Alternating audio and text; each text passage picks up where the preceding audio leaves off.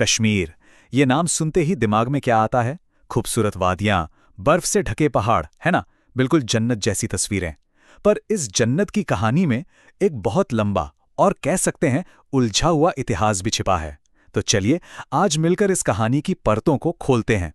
ये बात तो मुगल बादशाह जहांगीर ने भी कही थी कि अगर धरती पर कहीं स्वर्ग है तो वो यहीं है, यहीं है, यहीं है। और सदियों से सच में दुनिया कश्मीर को इसी नजर से देखती आई है, एक जन्नत। तो फिर सवाल ये उठता है कि ये जन्नत, ये स्वर्ग आखिर दुनिया के सबसे मुश्किल और लंबे समय से चले आ रहे संघर्षों का मैदान कैसे बन गया? इसी सवाल का जवाब आज हम इस सफर में ढूंढने की कोशिश करेंगे। तो ठीक है, कहानी शुरू करते हैं और शुरू करेंगे बिल्कुल शुरुआत से।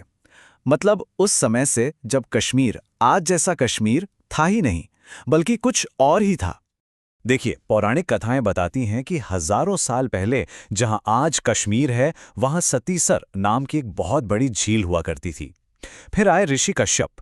कहते हैं उन्होंने अपनी शक्तियों से इस झील का सारा पानी निकाल दिया और तब जाकर जन्म हुआ इस खूबसूरत वादी का। कमाल की बात है ना? और तो और कश्मीर नाम भी कश्यप मीर से आया माना जाता है, जिसका मतलब है कश्यप की झील।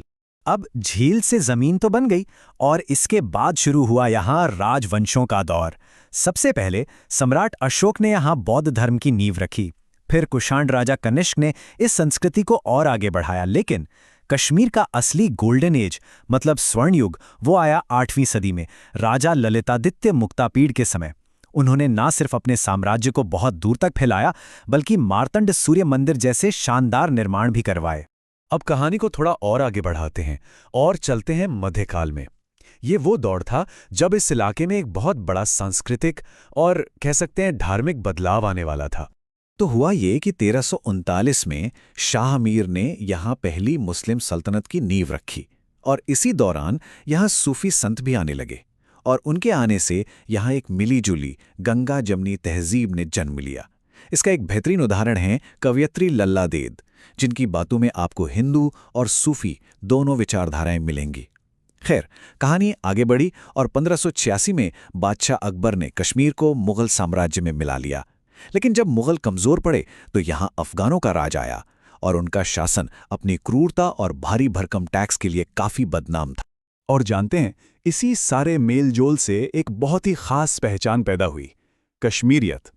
ये सिर्फ एक शब्द नहीं है, समझ लीजिए ये एक एहसास है, एक ऐसी भावना जिसमें हिंदू, बौद्ध और सूफी इस्लामी परंपराएं सब एक साथ शांति से रहती थीं। और ये जो कश्मीरियत है ना, ये हमारी पूरी कहानी का एक बहुत ही जरूरी हिस्सा है।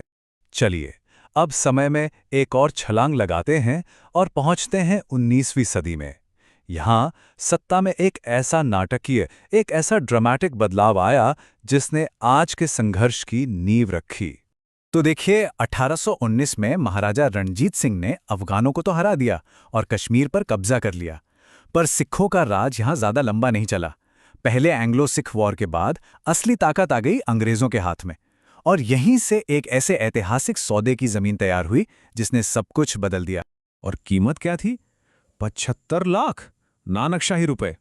जी हाँ, इसी कीमत पर 1846 की अमृतसर संधि के तहत अंग्रेजों ने पूरी की पूरी कश्मीर घाटी डोगरा शासक गुलाब सिंह को बेच दी।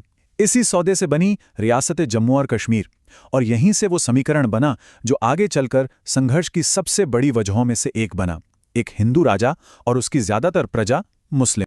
अब हम आ पहुंचे हैं कहानी के सबसे अहम मोड़ पर। साल था 1947, जब ब्रिटिश भारत का बंटवारा हो रहा था।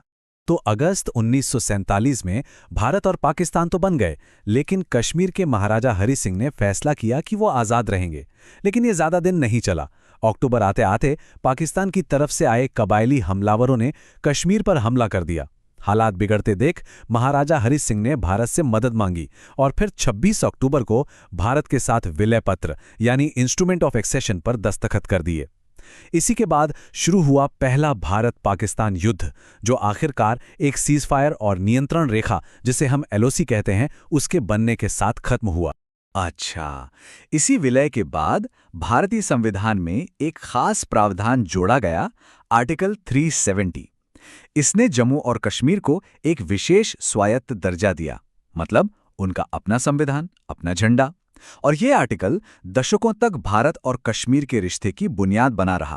लेकिन 1947 के बाद का जो दौर था वो घाटी के लिए बहुत मुश्किल साबित हुआ। इसमें बार बार युद्ध हुए और अंदरूनी टकराव भी बढ़ता ही चला गया। इसके बाद तो कश्मीर भारत और पाकिस्तान के बीच जैसे एक अखाड़ा बन गया। 3 बड़े युद्ध हुए, 1965 का युद्ध, फिर 1971 का युद्ध, जिसके बाद शिमला समझौते में LOC को पक्का किया गया, और फिर 1999 में कारगिल का संघर्ष। और हर एक लड़ाई के साथ इस इलाके में तनाव की लकीरें और गहरी होती गईं। लेकिन फिर आया साल 1989, जिसने सब कुछ बदल दिया। 1987 के चुनावों में धांधली के आरोपों के बाद घाटी में भारतीय शासन के खिलाफ एक हिंसक सशस्त्र विद्रोह शुरू हो गया और इसने इस पूरे संघर्ष का चेहरा ही बदल दिया। अब ये सिर्फ 2 देशों की लड़ाई नहीं रही, ये एक आंतरिक उग्रवाद में तब्दील हो गई।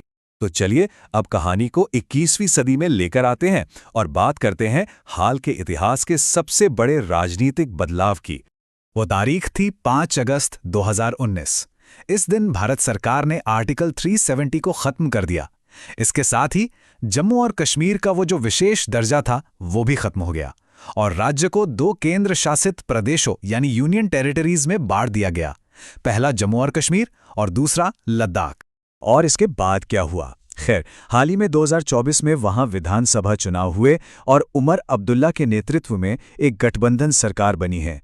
एक और अच्छी खबर यह है कि टूरिज्म भी वहां रिकॉर्ड तोड़ रहा है और लाइन ऑफ कंट्रोल पर भी काफी हद तक शांति बनी हुई है।